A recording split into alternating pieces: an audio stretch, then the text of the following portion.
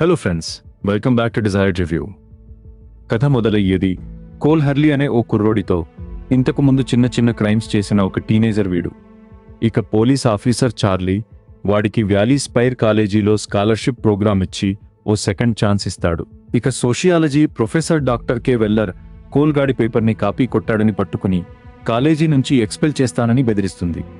ఇక అదే రాత్రి వెల్లర్ మీద ఎవరో దాడి చేస్తే కోల్ గాడు ఆమెని కాపాడి తన ఆఫీస్కి తీసుకెళ్తాడు. అప్పటి నుంచే ఇద్దరి మధ్య ఏదో క్లోజ్నెస్ స్టార్ట్ అవుతుంది. ఇక ఆ కాపీ కొట్టిన విషయం మర్చిపోయేలా వెల్లర్ కృతజ్ఞతగా కోల్ గాడికి ఎక్స్ట్రా క్రెడిట్ పేపర్ ఆఫర్ చేస్తుంది. పర్సనల్గా తనే గైడ్ చేస్తానని చెప్తుంది.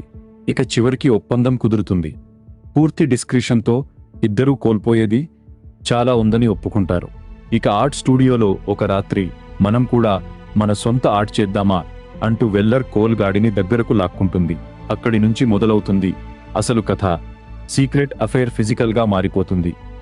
ఇక అప్పటి నుంచి కోల్ గాడి మనసంతా వెల్లర్ మీదే ఉండిపోయి లిండ్సేని ఫ్రెండ్స్ని దూరం పెట్టడం స్టార్ట్ చేస్తాడు. లిండ్సే నీకేమైంది అని అడిగినా కోల్ గాడి దగ్గర సమాధానం ఉండదు. ఇక అక్కడి నుంచి గొడవలు స్టార్ట్ అవుతాయి. ఇక ఫ్రెండ్ టర్నర్కి డౌట్ వచ్చి నువ్వు లిండ్సేని లవ్ చేస్తున్నావు కదరా, ఈ ఏజ్ గ్యాప్ వ్యవహారం బ్యాడ్గా అవుతుంది అని వార్న్ చేస్తాడు. ఇక వెల్లర్ నెమ్మదిగా తన పర్సనల్ లైఫ్ని ఓపెన్ చేస్తుంది. తన హస్బెండ్ డీన్ జాన్ వెల్లర్ని పెళ్లి చేసుకుందని చెప్తుంది.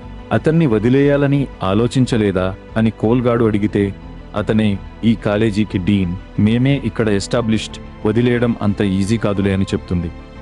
ఇక వెల్లర్ తన హస్బెండ్ స్టడీలో పెయింటింగ్ వెనుక సేఫ్లో పెద్ద మొత్తంలో అన్ట్రేసబుల్ బాండ్స్ ఉన్నాయని కోల్గాడికి హింట్ ఇస్తుంది. ఇక వెల్లర్ ఇంట్లో జరిగిన పార్టీలో కోల్గాడికి క్యాంపస్ సెక్యూరిటీ హెడ్ వెస్ ఉడెల్ పరిచయం అవుతాడు. ఇక కోల్గాడికి ఇళ్లల్లోకి దొంగతనంగా దూరడం ఎలానో తెలుసని వెల్లర్కి తెలిసిపోతుంది. డబ్బు కోసం కాదు, మీకోసమే ఇది చేస్తున్నాను అని కోల్గాడు చెప్తే వెల్లర్ నువ్వు దీన్ని చేయాల్సిన అవసరం లేదు అంటుంది. కానీ లోపల మాత్రం తన ప్లాన్ని కంటిన్యూ చేస్తూనే ఉంటుంది. ఇక వెల్లర్ దూరంగా లెక్చర్కి వెళ్ళినట్టు అలిబీ సెట్ చేసుకుని సేఫ్ బ్రేక్ చేయమని కోల్గాడిని పూర్తిగా ఒప్పిస్తుంది. ఈ వీకెండ్ తర్వాత మనం కలిసి పారిపోదాం, బ్యాగ్స్ ప్యాక్ చేసుకో అని కోల్గాడికి ప్రామిస్ చేస్తుంది. ఇక అనుకున్న ప్రకారం కోల్గాడు ఇంట్లోకి బ్రేక్ ఇన్ చేస్తాడు. కానీ సేఫ్లో ఏమీ దొరకదు. పాపం అదే రాత్రి డీన్ జాన్ వెల్లర్ బెడ్రూమ్లో స్మదర్ చేయబడి చనిపోతాడు, మర్డర్ అయిపోతాడు.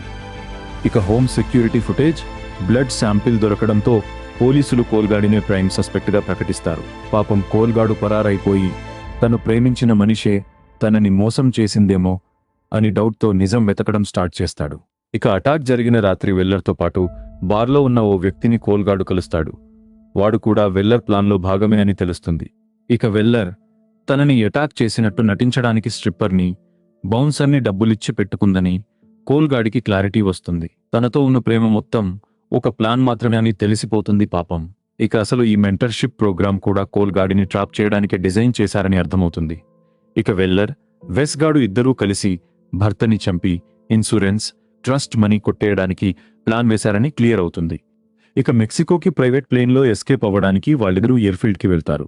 అప్పుడే కోల్గాడు వాళ్ళని ఇంటర్సెప్ట్ చేసి నిజం అందరి ముందు బయట పెడతాడు. ఇక అసలు హస్బెండ్ని చంపింది వెస్ గాడే అని, కోల్గాడిని ఫ్రేమ్ చేయడానికే ఈ మొత్తం ప్లాన్ వేశారని రివీల్ అవుతుంది. వెస్ గాడు కోల్ని, వెల్లర్ని కూడా చంపేయాలని గన్ తీస్తాడు. కానీ కోల్గాడు ముందే సేఫ్టీ ఆన్ చేసి పెట్టడం వల్ల ప్లాన్ ఫెయిల్ అవుతుంది. వెల్లర్ చివరిసారిగా డబ్బు, నేను, రెండూ నీవే, నాతో పాటు రా అని కోల్గాడిని ప్రలోభపెడుతుంది. తను ప్రేమ అనుకున్నంత అబద్ధమని తెలిసాక కూడా కోల్గాడు ఆ ఆఫర్ని కాదని నిజం చెప్పడానికే డిసైడ్ అవుతాడు. ఇక చివరికి వెల్లర్, వెస్ గాడు ఇద్దరు పోలీసులకి దొరికిపోతారు. చివరికి కోల్గాడు లిండ్సేతో రీయూనైట్ అయ్యి మళ్ళీ కాలేజీ లైఫ్లోకి వెళ్తాడు. ఇక్కడితో మూవీ ఎండ్ అయిపోతుంది. ఈ వీడియో నచ్చితే లైక్ చేయండి, మన ఛానల్ని సబ్స్క్రైబ్ చేసుకోండి, మీ అభిప్రాయాలు కామెంట్స్లో చెప్పండి.